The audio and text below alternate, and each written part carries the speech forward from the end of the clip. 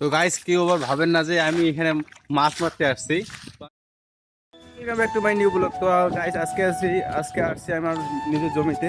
তো এখানে আমি বিছন পারছি, মানে আমি আর আমার বাবা সহ এখানে বিছন পারতে আসছিলাম। তো আমি আসছি আজকে আজকে রাতে বৃষ্টি হয়েছিল অনেক। তো বৃষ্টি হওয়ার কারণে এখানে জল জমেছে অনেক।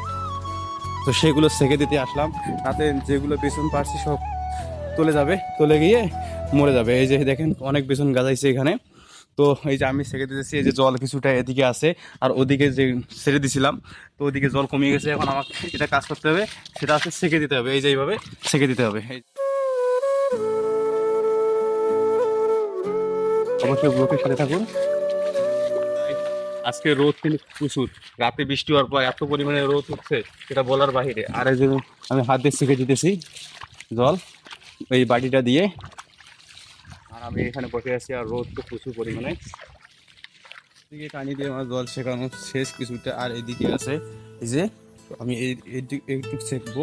তো এই জন্য আমি এদিক চলে আসলাম এদিকে, আর ওইদিকে ওই যে ওই যে পুরোটা, আর আমি তাই এদিকে চলে আসলাম। তো গাইস কেউ আবার ভাবেন না যে আমি এখানে মাছ মারতে আসছি।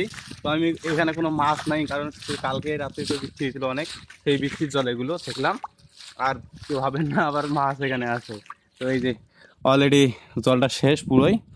তো এটা সেকে দিলাম আমি, আর এখন এই যে আসছি বাড়ির দিকে। তো আর একটু জল আছে, তো এইটুকু শেষ করে চলে যাব বাড়ির দিকে। এই যে এইটুকু জল আছে, এইটুকু জল শেষ করে চলে যাব। এইটুকু জল থাকলে আবার সমস্যা হবে। এই বর্তমানে বৃষ্টির দিন, জল তো আর মাটি খাবে না, থেকে যাবে, আর এই যে বেসনগুলোও মরে যাবে।